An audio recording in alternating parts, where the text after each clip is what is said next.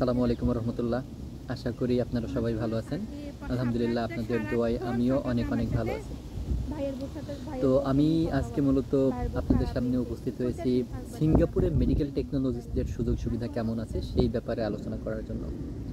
যতটুকু ঘাটাঘাটি করে দেখলাম তার মধ্যে জানতে পারলাম যে সিঙ্গাপুরে প্র্যাকটিস করার জন্য আমাদের একটা রেজিস্ট্রেশন লাগবে। রেজিস্ট্রেশনটা প্রদান করে AHPC, যেটা স্ট্যান্ড করে allied health professional council. That means এটা আমাদের লাইসেন্সিং অথরিটি বা বডি, যদি আমরা সিঙ্গাপুরে প্র্যাকটিস করতে চাই।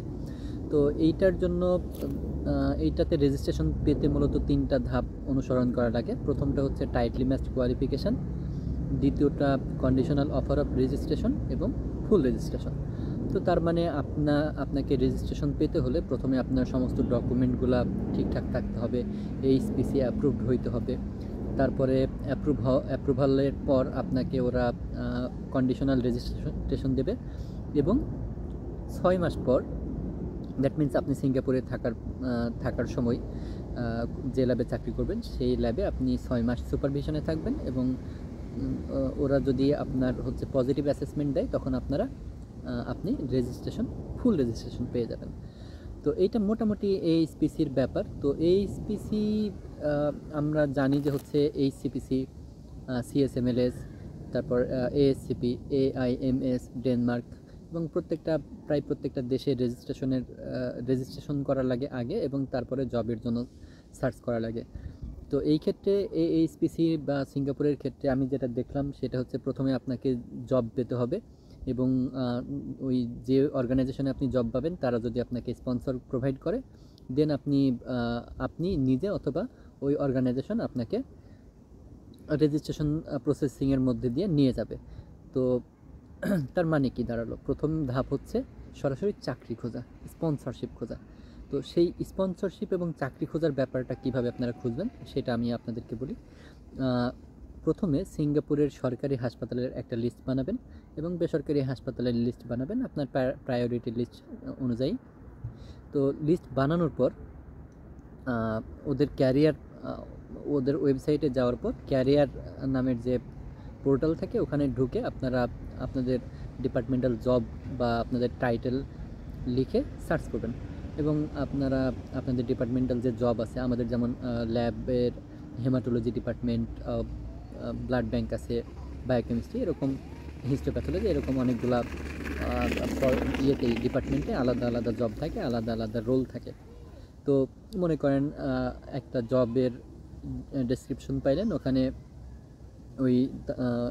ওইখানে অ্যাপ্লাই করার জন্য আপনি ক্লিক করলেন এবং ওইখানে আপনার প্রথমে 2টা জিনিস পাবেন। একটা হচ্ছে আপনার সিঙ্গাপুর স্টাইলের একটা সিভিল থাকতে হবে এবং একটা কভার লেটার থাকতে হবে, সুন্দর সব কিছু, আপনার এডুকেশনাল কোয়ালিফিকেশন, এক্সপিরিয়েন্স, তারপর আপনি ইন্টার্নশিপে কী কাজ করছেন, আপনার এক্সপিরিয়েন্সের সময় কী মানে কাজ পারফর্ম করছেন, এরকম সব কিছু ডিটেলস মিলে কভার লেটার এবং CV বানাবেন এবং আপলোড করার পর ওরা প্রায় অটোমেটিকভাবেই অনেকগুলো অপশন ফিল আপ হয়ে যায়। তো সেই ক্ষেত্রে আপনি ম্যানুয়ালি চেক করে দেখবেন যে সমস্ত ওরা রিকোয়ারমেন্ট চাইছে, এমপ্লয়ের রেফারেন্স, তারপর হচ্ছে আপনার এডুকেশনাল কোয়ালিফিকেশন, এক্সপিরিয়েন্স কতদিনের, এই সমস্ত যে ডকুমেন্ট মানে গ্যাপগুলা ফিল করতে হয় ম্যানুয়ালি, সেগুলো অটোমেটিক অনেকগুলো হয়ে যায়, অনেকগুলো হয় না। আপনি ফিল আউট করলেন এবং হচ্ছে সাবমিট করার পরে এখন ওই অর্গানাইজেশন, আমি যদি বলি যে সিঙ্গাপুর জেনারেল হাসপাতাল, এদের ওয়েবসাইটে যেয়ে আপনি মেডিকেল ল্যাব টেকনোলজিস্ট পদে আবেদন করলেন এবং আবেদন কমপ্লিট করার পরে আপনি ওদের যে ইমেল আছে, ইমেইলে যেয়ে সুন্দর করে একটা ইমেল লিখে দেবেন এবং হচ্ছে আপনার যাবতীয় ডকুমেন্ট ওই ইমেলে অ্যাটাচ করবেন। ইমেলটা করবেন ঠিক এইভাবে যে আপনি যে পদে আবেদন করছেন তারপর তার একটা হচ্ছে রেফারেন্স নাম্বার থাকবে, সুন্দর করে একটা সাবজেক্ট দেবেন, তারপর হায়ারিং ম্যানেজার বা আপনি দেখবেন ওই জবের জন্য যিনি করেসপন্ডেন্ট তার কাছে তার নাম মেনশন করার সুযোগ থাকলে সুযোগ মেনশন করবেন এবং ইমেলটা লিখবেন এইভাবে যে আমি এই পদে চাকরির জন্য আবেদন করেছি, আমি স্পন্সরশিপ পাই, আমি হচ্ছে AHPC রেজিস্ট্রেশনের জন্য এলিজিবল, এইভাবে আপনি সুন্দর করে ইমেল সেন্ড করবেন। তো এখন আপনি কথার কথা এইচপিসি জব অফার পেয়ে গেলেন, স্পন্সরশিপ পেয়ে গেলেন। এখন তো আপনাকে এইচপিসি রেজিস্ট্রেশনে নিতে হবে, তাই না? তো এইচপিসি রেজিস্ট্রেশনের জন্য কি কি ডকুমেন্ট লাগবে আমি সংক্ষেপে বলার চেষ্টা করছি। এরপরে যদি আপনাদের আরও জানার থাকে আমাকে কাইন্ডলি ইমেল বা হোয়াটসঅ্যাপে বা ফেসবুকে যেখানে যেভাবে পারেন মেসেজ দিন, আমি যতটুকু পারি রেসপন্স করব। তো যে সমস্ত ডকুমেন্টগুলো লাগবে আমার যতটুকু মনে পড়ে আমি ততটুকু বলি। আপনার ডিপ্লোমা থাকলে ডিপ্লোমার সার্টিফিকেট, একাডেমিক ট্রান্সক্রিপ্ট, বিএসসি থাকলে বিএসসি সার্টিফিকেট, একাডেমিক ট্রান্সক্রিপ্ট, ডিপ্লোমার সিলেবাস উইথ কারিকুলাম, বিএসসির সিলেবাস উইথ কারিকুলাম। যদি আইএলস থাকে তাহলে আইএলসের স্কোর। যদি আইএলস না থাকে তাহলে MOI। আপনার মিডিয়াম অফ ইনস্ট্রাকশন যদি ইংলিশে হয় তাহলে আইএলস নাও লাগতে পারে, কারণ এইচপিসিতে আমি দেখলাম যে মেনশন আছে যে যদি MOI থাকে এবং ওইটা যদি এইচপিসি অ্যাপ্রুভ করে তাহলে আইএলসের কোনো বালাই নেই। এই ক্ষেত্রে আপনার যদি ASCP সার্টিফিকেট থাকে তাহলে তো সোনায় সোহাগা, ওরা খুবই ভালোভাবে এইটাকে নেয়, পজিটিভলি নেয় এবং রেজিস্ট্রেশন পেতে খুবই সুবিধা হয়। তারপরে পাসপোর্ট তো থাকতে হবে, অবশ্যই সুন্দর একটা সিভি বা রিজিউমি, কভার লেটার। তারপর আপনি এই তো মোটামুটি এই ব্যাপারগুলো। তারপর ফাইন্যান্সিয়াল স্টেবিলিটি, আরও অনেক কিছুই ডকুমেন্ট লাগতে পারে, আমার এই মুহূর্তে মনে নেই। আপনারা আমাকে টেক্সট করলে আমি হয়তো জেনে আবার পুনরায় আপনাদেরকে লিখে পাঠাতে পারবো। তো মোটামুটি এইটাই। তার মানে এইচপিসি রেজিস্ট্রেশনের জন্য আইএলস নট ম্যান্ডেটরি বা IELTS is not a must. তারপরে ASCP রেজিস্ট্রেশন যদি থাকে তাহলে তো আপনার জন্য সোনায় সোহাগা। এবং সবচেয়ে মজার ব্যাপার হলো সরাসরি আপনাকে রেজিস্ট্রেশন করা লাগছে না, রেজিস্ট্রেশনের একটা ফি আছে, ওইটা আপনারা ওয়েবসাইটে দেখে নিন। খুবই কম খরচ হবে, আশা করি খুবই কম খরচ হবে। তো আপনি যদি মনে করেন যে অন্য কারো হেল্প নেবেন সেই ক্ষেত্রে তো অবশ্যই সার্ভিস চার্জ প্রোভাইড করতে হবে। তো যে ব্যাপারটা বলছিলাম যে ASCP রেজিস্ট্রেশন থাকলে ভালো, আইএলস লাগছে না বা কিছু ক্ষেত্রে আইএলস লাগতেও পারে যদি আপনার ডকুমেন্টগুলো ওদের ক্রাইটেরিয়া ফুলফিল না করে।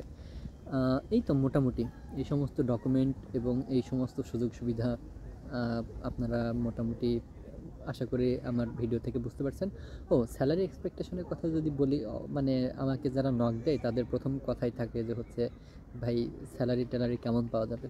তো সিঙ্গাপুরে খুব ভালো অ্যামাউন্টের একটা স্যালারি পাবেন অন অ্যান অ্যাভারেজ। আমি গুগল থেকে যেটা জানতে পারছি বাংলাদেশি টাকায় প্রায় 4.5 লক্ষ টাকা থেকে শুরু, বা এটা অ্যাভারেজ 4.5 লক্ষ টাকা হতে পারে। আপনারা একটু নিজ দায়িত্বে দেখে নিন কাইন্ডলি। এটা তো এক একটা রোলের জন্য, এক একটা অর্গানাইজেশনের জন্য, এক একটা ডিপার্টমেন্টের জন্য ভ্যারি করে, আপনারা নিজে একটু দেখে নেবেন। তো এই ছিল মোটামুটি।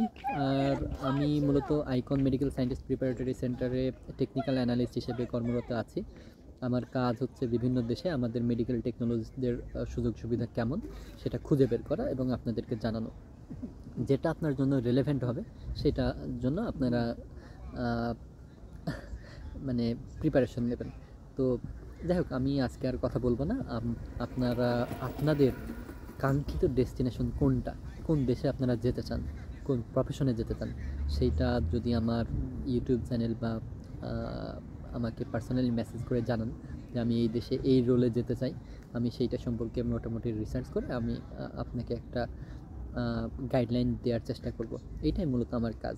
তো এইখানে আমার মূল লক্ষ্য হচ্ছে আপনাদেরকে ইন্টারন্যাশনালি ভালো যে সমস্ত দেশ আমাদের জন্য ভালো, বা ইন্টারন্যাশনাল ক্যারিয়ারটা যেন আমাদের সুবিধা হয়, সহজ হয়, এই ব্যাপারটা আপনাদেরকে ফ্যাসিলিটেট করাই আমার মূল উদ্দেশ্য। তো আমাদের একজন মহান ব্যক্তি বলেছিল যে হচ্ছে আমরা বিকল্প সরকার তৈরি করতে চাই, যেহেতু বাংলাদেশে আমাদের পর্যাপ্ত সম্মান, স্যালারি কোনো কিছুই দেওয়া হয় না। তো অবশ্যই বিকল্প সরকার আমরা বিদেশে তৈরি করবো ইনশাল্লাহ। তো ঠিক আছে, ভালো থাকবেন, নেক্সট ভিডিওতে দেখা হবে ইনশাল্লাহ। আসসালামু আলাইকুম রহমতুল্লাহ।